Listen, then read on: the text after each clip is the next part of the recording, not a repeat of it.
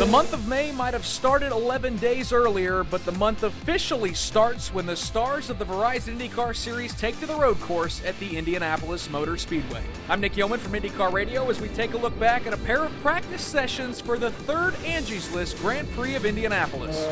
In practice number 1, it was a familiar sight with Team Penske's stable of 4 drivers flexing some muscle right off the truck.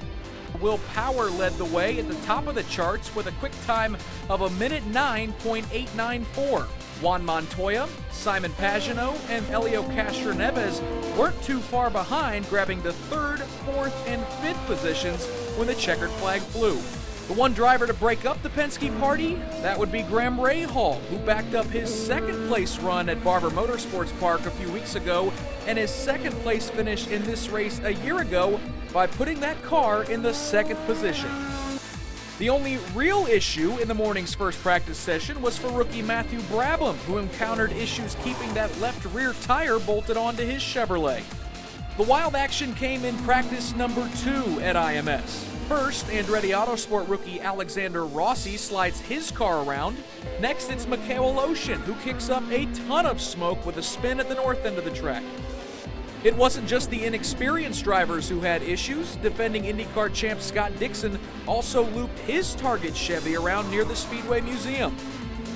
Late in the session, Helio Castroneves locked up his tires on 2 separate occasions trying for a fast lap. Castroneves, however, could do no better than 11th in practice 2. Later in practice number 2, James Hinchcliffe tested the limits of the Indianapolis Motor Speedway road course.